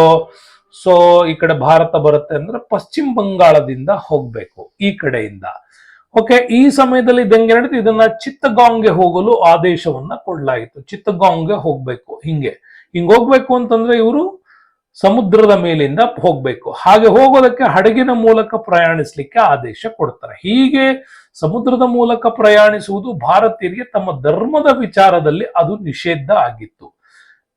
ಯಾಕೆಂದ್ರೆ ಭಾರತೀಯರದನ್ನ ಕಾಲಾಪಾನಿ ಸಂಚಾರ ಅಂತ ಹೇಳಿ ನಂಬ್ತಾ ಇದ್ರು. ಹಾಗೆ ಸಮುದ್ರದ ಮೇಲೆ ಹೋಗಿ ಬಂದವರಿಗೆ ತಮ್ಮ ಧರ್ಮದಲ್ಲಿ ಸೇರ್ಸ್ಕೊತಾ ಇರ್ಲಿಲ್ಲ, ಕುಟುಂಬದಲ್ಲಿ ಸೇರ್ಸ್ಕೊತಾ ಇರಲಿಲ್ಲ, ಅವ್ರನ್ನ ಬೀದಿ ಹಣವಾಗಿ ಬಿಡ್ತಾ ಇದ್ರು. ಆ ಒಂದು ಕಷ್ಟದಿಂದಾಗಿ ಸೈನಿಕರು ನಾವ್ ಹಿಂಗೆ ಸಮುದ್ರದ ಮೇಲೆ ಸಂಚಾರ ಮಾಡೋದಿಲ್ಲ ಅಂತ ಹೇಳಿದ್ರು. ಜೊತೆಗೆ ಸೈನಿಕರು ನಮ್ಗೆ ವೇತನ ಹಾಗೂ ಸಾರಿಗೆ ಸೌಲಭ್ಯದ ವ್ಯವಸ್ಥೆಯನ್ನ ಹೆಚ್ಚಿಸಬೇಕು, ಈ ಮೂಲಕ ನಾವು ಅದನ್ನ ಮಾಡ್ತೀವಿ ಅಂತ. ಆಗ ಇದೇ ಬ್ಯಾರಕ್ಪುರಲ್ಲಿ ಬಿಂದಾ ಅನ್ನುವಂತಹ ನಾಯಕನ ನೇತೃತ್ವದಲ್ಲಿ ಈ ದಂಗೆ ನಡೆಯುತ್ತೆ. ಈ ದಂಗೆಯನ್ನ ಅಲ್ಲಿಗೆ ಬಂದ ಬಿಂದಾನನ್ನ ಬಂಧಿಸ್ಬಿಟ್ಟು ಅವನನ್ನ ಗಲ್ಲಿಗೇರಿಸಿ ಅದ್ರ ಜೊತೆಗೆ ಸುಮಾರು 200 ಜನರನ್ನ ಕೂಡ ಅವತ್ತು ಬಂಧಿಸಿ ಒಂದು ದೊಡ್ಡ ಕೊಲೆಯನ್ನೇ ಮಾಡಲಾಯಿತು. ಹಂಗಾಗಿ ಬ್ಯಾರಕ್ಪುರ್ ದಂಗೆ 1824ರ ದಂಗೆ ತುಂಬಾ ಫೇಮಸ್ ಕೂಡ ನಮ್ಗದು ಆಗತ್ತೆ. ಇನ್ನು ಇದು ಕೂಡ ನೆನ್ಪಿಟ್ಕೊಳ್ಳಿ, ದಕ್ಷಿಣ ಭಾರತದ ಒಂದು ದಂಗೆಗಳ ಬಗ್ಗೆ ಮತ್ತು ಉತ್ತರ ಭಾರತದ ದಂಗೆಗಳ ಬಗ್ಗೆ ಒಂದು ವಿಡಿಯೋ ಮಾಡಿದ್ದೀನಿ. ಅದರ ಲಿಂಕ್ ಕೂಡ ಕೆಳಗಡೆ ಡಿಸ್ಕ್ರಿಪ್ಷನ್ಸ್ ಅಲ್ಲಿ ಹಾಕಿರ್ತೀನಿ, ದಯವಿಟ್ಟು ನೋಡಿ. ಸೊ ನೆಕ್ಸ್ಟ್ ಪ್ರಶ್ನೆ ಬರೋಣ. ಬಂಕಿಮ ಚಂದ್ರ ಚಟರ್ಜಿ ಅವರಿಗೆ ಸಂಬಂಧಪಟ್ಟಂಗೆ ಇಲ್ಲಿ ಐತಿಹಾಸಿಕ ಕಾದಂಬರಿ ದೇವಿ ಚೌದುರಾಣಿ ಅನ್ನೋದು ಒಂದು ಐತಿಹಾಸಿಕ ಕಾದಂಬರಿ. ಹೆಂಗೆ ಆನಂದ ಮಠ ಓದ್ತೀವಲ್ವಾ, ಹಂಗೆ ಇದು ಒಂದು ದೇವಿ ಚೌದುರಾಣಿ ಅನ್ನೋದು ಒಂದು ಕಾದಂಬರಿ. ಇಲ್ಲಿ ದೇವಿ ಚೌದುರಾಣಿಯು ಈ ಕೆಳಕಂಡ ಯಾವ ದಂಗೆಯ ನಾಯಕರಾಗಿದ್ದರು ಅಂದ್ರೆ ಫಕೀರ್ ಸನ್ಯಾಸಿ ದಂಗೆ ಅಂತ ಆಗಿದೆ. ಸೊ ಈ ದಂಗೆಯ ಒಂದು ಮೇನ್ ಲೀಡರ್ ಆಗಿ ಕಾಣಿಸ್ಕೊಳ್ಳೋದು ನಮ್ಗೆ ದೇವಿ ಚೌದುರಾಣಿ ಅವರು. ಓಕೆ, ಹೆಂಗಿತ್ತು ಈ ದಂಗೆ ಅದ್ರ ಬಗ್ಗೆ ನಿಮ್ಗೆ ಹೇಳ್ತೀನಿ ನೋಡಿ. ದೇವಿ ಚೌದುರಾಣಿ ಅಂತಕ್ಕಂಥದ್ದು ಇದೊಂದು ಕಾಲ್ಪನಿಕ ಕಥೆಯಲ್ಲ, ನಡೆದಿರೋ ಅಂತ ಘಟನೆ ಇದು. 1884ರಲ್ಲಿ ಪ್ರಕಟವಾದಂತ ಕಾದಂಬರಿ. ಆವಾಗ ಬ್ರಿಟಿಷ್ ಆಳ್ವಿಕೆಯ ವಿರುದ್ಧ ಪ್ರತಿರೋಧ ಮತ್ತು ಸಾಮಾಜಿಕ ಸ್ಥಿತಿಗತಿಗಳ ಬಗ್ಗೆ ವಿವರಣೆ ನೀಡತಕ್ಕಂತ ಒಂದು ಕೃತಿ ಅಂದ್ರೆ ಅದು ದೇವಿ ಚೌದುರಾಣಿ. ಬಂಕಿಂ ಚಂದ್ರ ಚಟರ್ಜಿ ಅವರು ಈ ಕಥೆಯಲ್ಲಿ ಮುಖ್ಯವಾಗಿ ಭವಾನಿ ಪಾಠಕ್ ಬಗ್ಗೆ ಅವ್ರು ಹೇಳ್ತಾರೆ. ಭವಾನಿ ಪಾಠಕ್ ಆ ಕಾಲಕ್ಕೆ ದಂಗೆಕೋರ ಅಂತ ಹೇಳಿ ಅವ್ರನ್ನ ಕರಿತಾ ಇದ್ರು. ಬಟ್ ಅವನ್ ದಂಗೆ ಮಾಡ್ತಾ ಇದ್ದಿದ್ದು, ಲೂಟಿ ಮಾಡ್ತಾ ಇದ್ದಿದ್ದು ಸಾಮಾನ್ಯ ಜನರನ್ನಲ್ಲ. ಆತ ಲೂಟಿ ಮಾಡ್ತಿದ್ದು ಯಾರ್ಯಾರು ಶ್ರೀಮಂತರು ಬ್ರಿಟಿಷರ್ ಪರವಾಗಿದ್ದಾರೆ, ಬ್ರಿಟಿಷ್ ಪರವಾಗಿರುವಂತ ದೊಡ್ಡ ದೊಡ್ಡ ಜಮೀನ್ದಾರರಿದ್ದಾರೆ, ಅವರ ಹಣವನ್ನ ಲೂಟಿ ಮಾಡ್ಬಿಟ್ಟು ಅದನ್ನ ಬಡವರಿಗೆ ಕೊಡ್ತಾ ಇದ್ದಂತ ಒಂದು ಕ್ರಿಯೆ ಇದು. ಭವಾನಿ ಪಾಠಕ್ಕಿಂತ ಪ್ರೇರಣೆ ಪಡೆದಂತ ದೇವಿ ಚೌಧರಾಣಿ ಮುಂದೆ ಅವಳೇ ಇದರ ನಾಯಕತ್ವವನ್ನು ವಹಿಸ್ಕೊತಾಳೆ. ಇದೆಲ್ಲ ನಡೆದಿದ್ದು ನಮ್ಗೆ ಯಾವಾಗ ಸನ್ಯಾಸಿ ಫಕೀರ್ ದಂಗೆ ನಡೀತಾ ಇತ್ತು. ಸನ್ಯಾಸಿಗಳ ದಂಗೆ ಅಥವಾ ಫಕೀರ್ ದಂಗೆ ಅಂತ ಕರಿತೀವಿ. ಹಿಂದೂಗಳು ಸನ್ಯಾಸಿ ಅಂತೀವಿ, ಮುಸ್ಲಿಮ್ಸ್ ಫಕೀರ್ ದಂಗೆ ಅಂತ ಕರಿತೀವಿ. 1763ರಿಂದ 800ರ ಮಧ್ಯ ಬಂಗಾಳದಲ್ಲಿ ದೊಡ್ಡ ಮಟ್ಟದ ಬರಗಾಲ ಸಂಭವಿಸಿತ್ತು. ಆ ಬರಗಾಲ ಸಂಭವಿಸಿದಾಗ ಜನರಿಗೆ ಸರ್ಕಾರ ಯಾವುದೇ ರೀತಿಯಲ್ಲೂ ಕೂಡ ಸಹಾಯವನ್ನ ಮಾಡಿರಲಿಲ್ಲ. ಆ ಸಹಾಯ ಮಾಡೋದ್ರ ಬಿಟ್ಟು ಅತಿ ಹೆಚ್ಚು ತೆರಿಗೆ ವಸೂಲಿ ನಿಂತುಬಿಟ್ರು. ಈ ತೆರಿಗೆ ವಸೂಲಿಯ ವಿರುದ್ಧ ದಂಗೆ ಆಗತ್ತೆ. ಅವಾಗ ಭವಾನಿ ಪಾಠಕ್ ಮತ್ತೆ ಮಜ್ನು ಶಾ, ಚಿರಾಗ್ ಅಲಿ ಇಂಥವರೆಲ್ಲ ಸೇರ್ಕೊಂಡ್ಬಿಟ್ಟು ವಾರನ್ ಹೆಸ್ಟಿಂಗ್ಸ್ ಮೇಲೆ ಬಹು ದೊಡ್ಡವಾಗಿರ್ತಕ್ಕಂಥ ದಾಳಿಯನ್ನ ಮಾಡ್ತಾರೆ. ಹಂಗಾಗಿ ಇದನ್ನ ಸನ್ಯಾಸಿ ಅಥವಾ ಫಕೀರ್ ದಂಗೆ ಅಂತ ಕರಿತೀವಿ. ಈ ದಂಗೆಯಲ್ಲೇ ಭವಾನಿ ಪಾಠಕ್ ಅವರು ಅಲ್ಲಿ ಮುನ್ನೆಲೆಗೆ ಬರ್ತಾರೆ. ಸೊ ಇವರ ಒಂದು ಪ್ರೇರಣೆಯನ್ನು ಪಡೆದೆ ದೇವಿ ಚೌಧರಾಣಿ ಅಲ್ಲ ಆ ಕೆಲಸವನ್ನ ಮುಂದುವರ್ಸ್ಕೊಂಡು ಹೋಗ್ತಾರೆ. ಸೊ ನೆಕ್ಸ್ಟ್ ಬರೋಣ. 29ನೇ ಪ್ರಶ್ನೆ ತುಂಬಾ ಚೆನ್ನಾಗಿದೆ ನೋಡಿ. ಈ ಪ್ರಶ್ನೆನೂ ಕೂಡ ಅಷ್ಟೇ ಇಂಪಾರ್ಟೆಂಟ್ ಆಗಿ ನಮ್ಗಿದು ಕಾಣಿಸ್ಕೊಳ್ಳೋದು ಪಲ್ಲವರ ಬಗ್ಗೆ. ಪಲ್ಲವರ ಯಾವ ರಾಷ್ಟ್ರಕೂಟ ಅಂದ್ರೆ ಪಲ್ಲವರ ಅರಸ ರಾಷ್ಟ್ರಕೂಟರ ಅಮೋಘವರ್ಷನ್ ನೃಪತುಂಗನ ಮಗಳಾದ ಶಂಕಾಳನ್ನ ವಿವಾಹವಾಗಿದ್ದ ಅಂತ. ಶಂಕಾಳನ್ನ ವಿವಾಹವಾಗಿದ್ದವನೇ 3ನೇ ನಂದಿವರ್ಮನ್ ಅಂತ ಕೂಡ ಕರಿತೀವಿ. ಓಕೆ, ಅಪರಾಜಿತ ವರ್ಮನ್ ರಾಷ್ಟ್ರಕೂಟರಲ್ಲೇ ಬರ್ತಕ್ಕಂತಹ ನಂತರದ ಅಂದ್ರೆ ಪಲ್ಲವರಲ್ಲೇ ಬರ್ತಕ್ಕಂಥ ಒಂದು ಕೊನೆಯದಾಗಿ ಕಾಣಿಸ್ಕೊತಾನ ಅವನು. ಸೊ ಅವನನ್ನ ಸೋಲಿಸ್ಬಿಟ್ಟೆ ಮುಂದೆ ಚೋಳರು ಪ್ರಬಲರಾಗ್ತಾ ಹೋಗ್ತಾರೆ. 2ನೇ ನರಸಿಂಹವರ್ಮನ್, 2ನೇ ಪರಮೇಶ್ವರ ವರ್ಮನ್, ಇವರಿಗಿಂತ ಮುಂಚೆ ಇದ್ದವನು 1ನೇ ಮಹೇಂದ್ರ ವರ್ಮ. ನೆನ್ಪಿಟ್ಕೊಳ್ಳಿ, 1ನೇ ಮಹೇಂದ್ರ ವರ್ಮ. ಅದಾದ್ಮೇಲೆ 1ನೇ ನರಸಿಂಹವರ್ಮ. ಇವರಿಬ್ಬರು ಯಾರ ಕಾಲದಲ್ಲಿದ್ರು? 2ನೇ ಪುಲಿಕೇಶಿ ಕಾಲಕ್ಕಿದ್ದವರು, ಪುಲಿಕೇಶಿ ಕಾಲಕ್ಕೆ.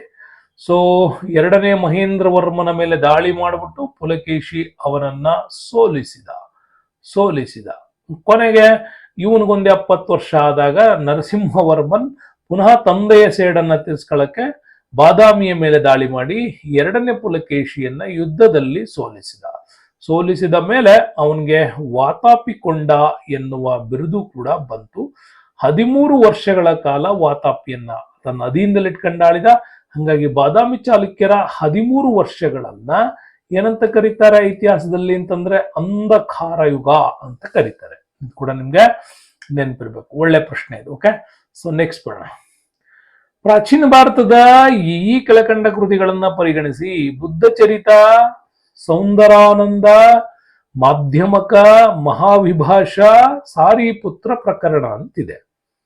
ಇದರಲ್ಲಿ ಅಶ್ವಘೋಷ ರಚಿಸಿರುವ ಪುಸ್ತಕ ಯಾವುದು ಅಂತ. ಒಂದು ಪುಸ್ತಕ ಅಲ್ಲ, ಒಂದು ಆತ ಬುದ್ಧ ಚರಿತ ಬರೀತಾನೆ. ಯಾರು? ಅಶ್ವಘೋಷ.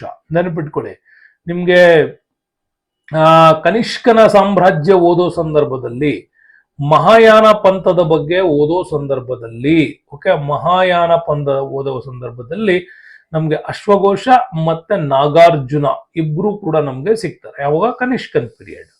ಆ ಸಂದರ್ಭದಲ್ಲಿ ಅಶ್ವಘೋಷ ಬರೆದದ್ದು ಬುದ್ಧ ಚರಿತ. ಓಕೆ, ಅದಾದ ಮೇಲೆ ಸೌಂದರಾನಂದ ಬರೀತಾರೆ.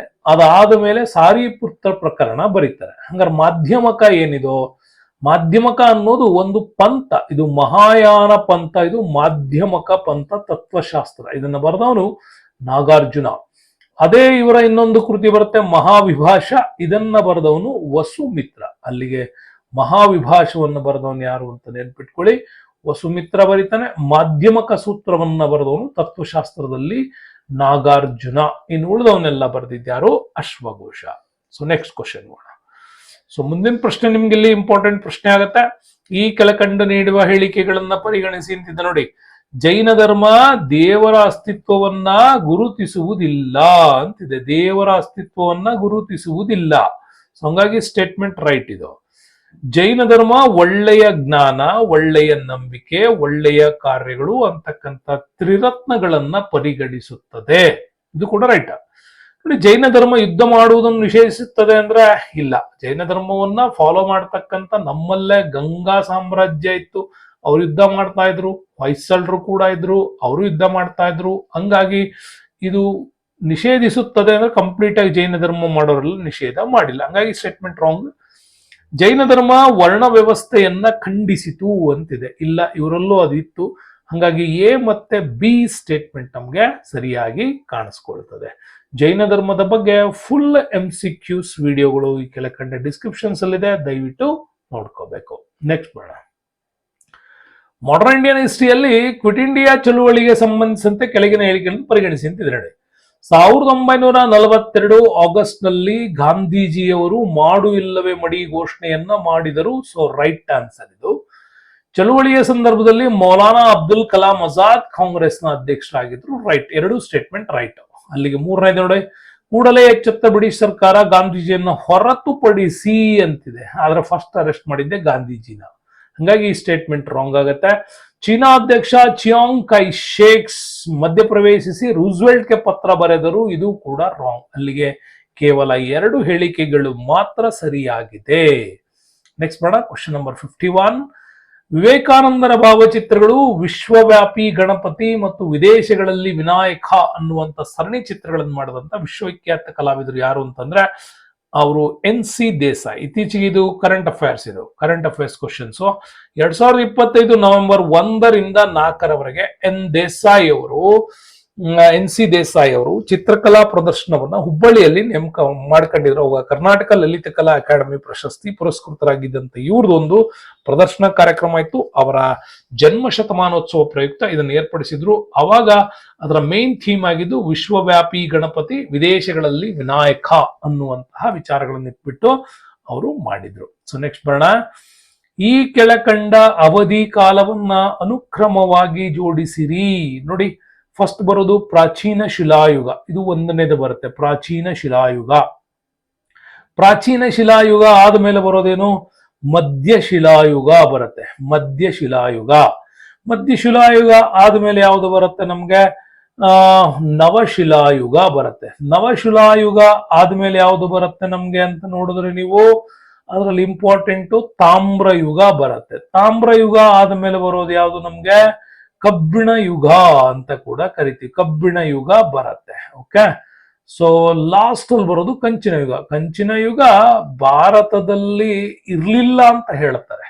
ಸೊ ಬಟ್ ಕಬ್ಬಿಣ ಯುಗ ಮತ್ತು ತಾಮ್ರ ಯುಗಕ್ಕೆ ಸಂಬಂಧಪಟ್ಟಂಗೆ ಚಾಲ್ಕೋಲಿಥಿಕ್ ಸ್ಟೇಜ್ ಇಂದನೇ ನಮ್ಮಲ್ಲಿ ನಾಗರಿಕತೆಯ ಅಂಶಗಳು ಇತ್ತು ಅನ್ನೋದನ್ನ ಹೇಳ್ತಾರೆ. ಸಿಂಧು ಬಯಲು ನಾಗರಿಕತೆಯನ್ನು ಲಿಂಕ್ ಮಾಡ್ತಾರೆ. ಅಲ್ಲಿಗೆ ನಮ್ಗೆ ಯಾವುದು ಈ 4ನೇ ಆಪ್ಷನ್ಸ್ ಸರಿಯಾಗಿ ಕಾಣಿಸ್ಕೊಳ್ತದೆ.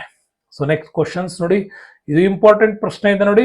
ಈ ಕೆಳಗಿನವರಲ್ಲಿ ವಸಾಹತು ಭಾರತದ ಇಂಪಾರ್ಟೆಂಟ್ ನೀರಾವರಿ ಕ್ಷೇತ್ರದ ಅಗ್ರಗಣ್ಯರು ಅಂತ ಪರಿಗಣಿತರಾಗಿರೋ ಯಾರು? ಮಾಂಟೊಗಾಮೆರಿ ಮಾರ್ಟಿನ್ ಇವರು ಶಿಕ್ಷಣ ಕ್ಷೇತ್ರಕ್ಕೆ ಕೊಟ್ಟವರು. ಆರ್ಥರ್ ಕಾಟನ್ ಇವರೇ important. Lieutenant colonel sir Frederick Stanley ಬರ್ತಾರೆ. ಇವರು ವಿಶ್ವವಿದ್ಯಾಲಯ ವಿಚಾರದಲ್ಲಿ. ಸರ್ ಎಂ ವಿಶ್ವೇಶ್ವರಯ್ಯ ಕರ್ನಾಟಕದ ಮೈಸೂರು ಒಡೆಯರ್ ಸಂಬಂಧಪಟ್ಟಂತ ಇಂಜಿನಿಯರಿಂಗ್ ಡಿಪಾರ್ಟ್ಮೆಂಟ್. ಹಂಗಾಗಿ ಇಲ್ಲಿ ನಮ್ಗೆ ವಸಾಹತು ಭಾರತದ ನೀರಾವರಿ ಕ್ಷೇತ್ರದ ಅಗ್ರಗಣ್ಯರು ಅಂದ್ರೆ ಸರ್ ಆರ್ಥರ್ ಕಾಟನ್. ಗೋದಾವರಿ ಮತ್ತೆ ಕೃಷ್ಣಾ ನದಿ ನೀರಿನ ವ್ಯವಸ್ಥೆ ಮೇಲೆ ಕಾರ್ಯ ಮಾಡದಂತ ಇಂಜಿನಿಯರ್. ಬ್ರಿಟಿಷ್ ಭಾರತದಲ್ಲಿ ಇವ್ರನ್ನ ನೀರಾವರಿ ಪಿತಾಮಹ ಅಂತ ಕೂಡ ಕರೀತಾ ಇದ್ರು. ಹಂಗಾಗಿ ದಕ್ಷಿಣ ಭಾರತದ ನೀರಾವರಿಗೆ, ಕೃಷಿಗೆ, ಆರ್ಥಿಕ ಅಭಿವೃದ್ಧಿಗೆ ಉತ್ತಮವಾದ ಕೊಡುಗೆ ಕೊಟ್ಟವರೇ ಆರ್ಥರ್ ಕಾಟನ್ ಅವರು. ಓಕೆ, ಮುಂದಿನ ಪ್ರಶ್ನೆ ನೋಡಿ, ಇದು ಇಂಪಾರ್ಟೆಂಟ್, ಚೆನ್ನಾಗಿದೆ. ಪಲ್ಲವರ ದೇವಾಲಯಗಳು ಆರಂಭಿಕದಲ್ಲಿ ದ್ರಾವಿಡ ಶೈಲಿಯ ಆರಂಭಿಕ ದೇವಾಲಯಗಳಾಗಿದ್ವು.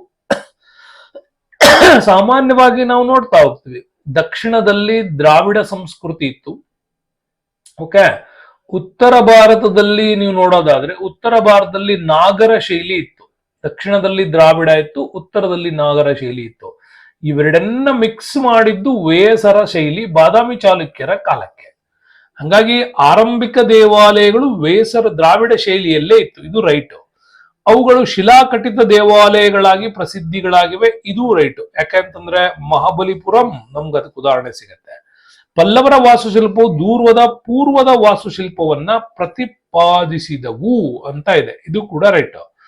ಆದ್ರೆ 4ನೇ ಸ್ಟೇಟ್ಮೆಂಟ್ ರಾಕ್ ಯಾಕೆ ಅಂದ್ರೆ ಇವರು ಶ್ರೀಲಂಕಾದಿಂದ ಈ ಗುಹಾಲಯಗಳ ನಿರ್ಮಾಣ ಕಲಿತರು ಅಂತಿದೆಯಲ್ಲ, ಇದು ರಾಂಗ್. ಇದು ಉತ್ತರ ಭಾರತದಿಂದ ನಮ್ಮಲ್ಲಿ ಅವರು ಪ್ರಯೋಗವನ್ನು ಮಾಡಿದ್ರು. ಹಂಗಾಗಿ ಸ್ಟೇಟ್ಮೆಂಟ್ 1, 2, 3 ಮಾತ್ರ ಸರಿ ಆಗತ್ತೆ.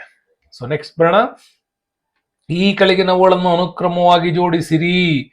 ಬೃಹದೀಶ್ವರ ದೇವಾಲಯ, ಸಾಂಚಿ ಸ್ತೂಪ, ಕೈಲಾಸ ದೇವಾಲಯ, ಮೌಂಟ್ ಎಲ್ಲೋರಾ, ಇನ್ನು ದೇವಗಡ ದೇವಾಲಯ. 4 ಬರುತ್ತೆ. ಒಂದು ಗುಪ್ತರ ಕಾಲಕ್ಕೆ ಸಂಬಂಧಪಟ್ಟದ್ದು ಬರುತ್ತೆ, ಒಂದು ಬೃಹದೀಶ್ವರ ದೇವಾಲಯ ನಿಮ್ಗೆ ಚೋಳರಿಗೆ ಸಂಬಂಧಪಟ್ಟದ್ದು, ಸಾಂಚಿ ಸ್ತೂಪ ಮೌರ್ಯರಿಗೆ ಸಂಬಂಧಪಟ್ಟದ್ದು, ಕೈಲಾಸ ದೇವಾಲಯ ನಿಮ್ಗೆ ರಾಷ್ಟ್ರಕೂಟರಿಗೆ ಸಂಬಂಧಪಟ್ಟದ್ದು. ನೋಡಿ ಇಲ್ಲಿದೆ ಸಾಂಚಿ ಸ್ತೂಪ 3ನೇ ಶತಮಾನ. ಓಕೆ, ಹಂಗಾಗಿ ನಿಮ್ಗೆ ಮೌರ್ಯರ ಕಾಲಕ್ಕೆ ಬರುತ್ತೆ. ಇದು ದೇವಗಡ ದೇವಾಲಯ ಸೊ 6ನೇ ಶತಮಾನಕ್ಕೆ ಬರುತ್ತೆ, ಗುಪ್ತರಿಗೆ ಸಂಬಂಧಪಟ್ಟದ್ದು. ಇನ್ನು ಕೈಲಾಸನಾಥ ದೇವಾಲಯ 8ನೇ ಶತಮಾನದಲ್ಲಿ ಬರುತ್ತೆ. ಸೊ ನಿಮ್ಗೆ ಇದು ರಾಷ್ಟ್ರಕೂಟರಿಗೆ ಸಂಬಂಧಪಟ್ಟದ್ದು. ಬೃಹದೀಶ್ವರ 1003ರಿಂದ 10, ಇದು ಚೋಳರಿಗೆ ಸಂಬಂಧಪಟ್ಟಂತದ್ದು ನಿಮ್ಗೆ ಇಲ್ಲಿ ಸಿಗತ್ತೆ. ಹಂಗಾಗಿ ಈ 4 ನಿಮ್ಗೆ ಸಂತತಿಗಳು ಗೊತ್ತಿದ್ರೆ ಸಾಕು, ಅದನ್ನ ನೀವು ಮಾಡ್ಬಿಡ್ಬೋದು. ಬಹಳ ಈಸಿ ಪ್ರಶ್ನೆ, ನಿಮ್ಗೆ ಇದು ಅರ್ಥ ಆಗತ್ತೆ. ಸೊ ನೆಕ್ಸ್ಟ್ ಬರೋಣ. ಈ ಅಧಿವೇಶನಗಳ ಬಗ್ಗೆ ಫುಲ್ ಬ್ಯೂಟಿಫುಲ್ ಆಗಿರ್ತಕ್ಕಂಥ ಒಂದು ವಿಡಿಯೋ ಮಾಡಿದೀನಿ, ಕೆಳಗಡೆ ಡಿಸ್ಕ್ರಿಪ್ಷನ್ಸ್ ಅಲ್ಲಿ ಇದೆ, ಲಿಂಕ್ ನೋಡಿ. ಇದ್ರಲ್ಲಿ 3 ಮಾತ್ರ ಸರಿ ಇದೆ. ಇದು ಲಕ್ನೋ ಅಧಿವೇಶನ ನಿಮ್ಗೆ ಗೊತ್ತು. ಲಕ್ನೋ ಅಧಿವೇಶನ 1916 ಅಲ್ಲಿ ಕಾಂಗ್ರೆಸ್ ಮತ್ತೆ ಮುಸ್ಲಿಂ ಲೀಗ್ ನಡುವೆ ಒಪ್ಪಂದ ಆಗತ್ತೆ. ಅವಾಗ ನಿಮ್ಗೆ ಗೊತ್ತಲ್ಲ, ಅಂಬಿಕ್ ಚರಣ್ ಮಜುಮ್ದಾರ್ ಅವರು ಇದ್ರು. ಅಂಬಿಕ್ ಚರಣ್ ಮಜುಮ್ದಾರ್ ಅವರು ಅದರ ಅಧ್ಯಕ್ಷರಾಗಿದ್ರು. ಅವಾಗ ಅನಿ ಬೆಸೆಂಟ್ ಅವರು ಈ ಕೆಲಸವನ್ನ ಮಾಡ್ತಾರೆ. ಓಕೆ, ಇನ್ನ ಲಾಹೋರ್ ಅಧಿವೇಶನಕ್ಕೆ ಬರ್ತೀವಿ. ಲಾಹೋರ್ ಅಧಿವೇಶನ ನಿಮ್ಗೆ ಗೊತ್ತು, ಜವಾಹರ್ಲಾಲ್ ನೆಹರು ಅವರ ನೇತೃತ್ವದಲ್ಲಿ ಡಿಸೆಂಬರ್ 31ರಂದು ಒಂದು ದೊಡ್ಡ ಹೋರಾಟ ನಡೆದದ್ದು. ಜೊತೆಗೆ ತ್ರಿವರ್ಣ ಧ್ವಜವನ್ನ ಹಾರಿಸೋದ್ರ ಮುಖಾಂತರ ಮತ್ತು ಪೂರ್ಣ ಸ್ವರಾಜ್ಯ ನಿರ್ಣಯವನ್ನ ಅವತ್ತು ತೆಕ್ಕೊಂಡದ್ದು. ಇದು ಕೂಡ ನಿಮ್ಗೆ ಇಂಪಾರ್ಟೆಂಟ್. ನೆಕ್ಸ್ಟ್ ಕರಾಚಿ ಸೆಷನ್ ನಿಮ್ಗೆ ಗೊತ್ತಿರಲಿ, ಸರ್ದಾರ್ ವಲ್ಲಭಾಯ್ ಪಟೇಲ್ ಅವರ ನೇತೃತ್ವದ ಹೋರಾಟ ಮೂಲಭೂತ ಹಕ್ಕುಗಳಿಗೆ ಅಳವಡಿಸೋದಕ್ಕೆ ಇಲ್ಲಿ ಕಾರಣವನ್ನು ಕೊಟ್ಟರು. ಇವು 3 ರೈಟೇ. 4ನೇದು ಆಕ್ಚುಲಿ ಫೈಸ್ಪುರ್ ಅಧಿವೇಶನ, ಪೂರ್ಣ ಸ್ವರಾಜ್ ಬರಲ್ಲ. ಇದು ಫೈಸ್ಪುರ್ ಅಧಿವೇಶನ ನೆನ್ಪಿಟ್ಕೊಳ್ಳಿ, ಇದು ಕೂಡ 37ರಲ್ಲಿ ನಡೆಯುತ್ತೆ, 1937. ಇದು ಕೂಡ ಜವಾಹರ್ಲಾಲ್ ನೆಹರು ಅವರೇ ವಹಿಸ್ಕೊಂಡಿದ್ದು. ಗ್ರಾಮೀಣ ಪ್ರದೇಶದಲ್ಲಿ ನಡೆದಂತ ಮೊಟ್ಟ ಮೊದಲ ಅಧಿವೇಶನ ಗ್ರಾಮೀಣ ಪ್ರದೇಶದಲ್ಲಿ. ಅವಾಗ ಆಲ್ ಇಂಡಿಯಾ ಕಿಸಾನ್ ಸಭಾ ಬರುತ್ತೆ. ಸಹಜಾನಂದ ಸರಸ್ವತಿ ಅವರು ಈ ಹಿಂದಿನ ವರ್ಷದಲ್ಲೇ 1936 ಅಲ್ಲಿ ಮಾಡಿದ್ರು. ಅವಾಗ ಎಲ್ಲ ರೈತರನ್ನ ಇದ್ರಲ್ಲಿ ಭಾಗವಹಿಸುವಂತೆ ಮಾಡಿದ್ರು. ಸೊ ಅದು ಕೂಡ ನಿಮ್ಗೆ ಇಂಪಾರ್ಟೆಂಟ್ ಆಗತ್ತೆ. ಸೊ ಅದೆಲ್ಲ ನಡೆದದ್ದು ಇಲ್ಲಿ ತೆರಿಗೆ ಮೇಲಿನ ಸಂಪೂರ್ಣ ಸ್ವಾತಂತ್ರ್ಯ ಬೇಕು ಅಂತ ಹೇಳಿದ್ರು ಬಿಟ್ರೆ ಇಲ್ಲಿ ಪೂರ್ಣ ಸ್ವರಾಜ್ ಬಗ್ಗೆ ಇಲ್ಲಿ ಮಾತಾಡಿಲ್ಲ. ಸೊ ಹಂಗಾಗಿ ಇವು 3 ರೈಟ್ ಆಗತ್ತೆ ನಿಮ್ಗೆ. ನೆಕ್ಸ್ಟ್ ಬರೋಣ. ಇದು ಕೂಡ ಇಂಪಾರ್ಟೆಂಟ್ ಇದೆ ನೋಡಿ. ಪ್ರತಿಪಾದನೆ ಎ, ಬ್ರಿಟಿಷರು ರಾಸ್ ಬಿಹಾರಿ ಬೋಸ್ ಅವರನ್ನ ಸೆರೆ ಹಿಡಿದು ಹತ್ಯೆ ಮಾಡಿದರು. ಇದೆಯಲ್ಲ, ಇದು ರಾಂಗ್. ಅವ್ರನ್ನ ಸೆರೆ ಹಿಡಿಲೇ ಇಲ್ಲ. ಹಂಗಾಗಿ ಅವರು ಜಪಾನ್ಗೆ ಹೋಗಿದ್ದು, ಅಲ್ಲಿ ಅವರು ಭಾರತೀಯ ಸೇನೆಯನ್ನ ನಿರ್ಮಾಣ ಮಾಡಿದ್ರು. ಮುಂದೆ ಆ ಸೇನೆಯನ್ನ ಸುಭಾಷ್ ಚಂದ್ರ ಬೋಸ್ ಅವರಿಗೆ ಹಸ್ತಾಂತರ ಮಾಡಿದ್ರು, ಆಜಾದ್ ಹಿಂದ್ ಫೌಜ್ ಹೆಸರಿನಲ್ಲಿ. ಓಕೆ, ಅವಾಗ ಇಂಡಿಯನ್ ನ್ಯಾಷನಲ್ ಆರ್ಮಿ ಕೂಡ ಹುಟ್ಕೊಂಡಿದ್ದು ಹಿಂಗೆ. ಇನ್ನು 1915ರಲ್ಲಿ ಸಚಿನ್ ಸನ್ಯಾಲ್ ಅವರೊಂದಿಗೆ ಜೊತೆಗೂಡಿ ಸಂಯೋಜಿತ ಬಂಡಾಯವನ್ನ ಆಯೋಜಿಸಲು ಯೋಜಿಸಿದರು ಅಂತಿದೆಯಲ್ಲ. ಸೊ ಹಂಗಾಗಿ ಈ ಸ್ಟೇಟ್ಮೆಂಟ್ ರೈಟ್ ಇದು 1915ನಲ್ಲಿ. ಬಟ್ ಎ ಸ್ಟೇಟ್ಮೆಂಟ್ ಏನಾಗಿದೆ, ಇದು ತಪ್ಪಾಗಿದೆ. ಆರ್ ಕಾರಣ ಸರಿ ಇದೆ. ಅಲ್ಲಿಗೆ ಬಿ ಆಪ್ಷನ್ ನಿಮ್ಗೆ ಬರುತ್ತೆ. ಸೊ ನೆಕ್ಸ್ಟ್ ಪ್ರಶ್ನೆ ಹೋಗೋಣ. ಇದು ಕೂಡ ಇಂಪಾರ್ಟೆಂಟ್ ಕ್ವಶನ್ಸ್ ನೋಡಿ.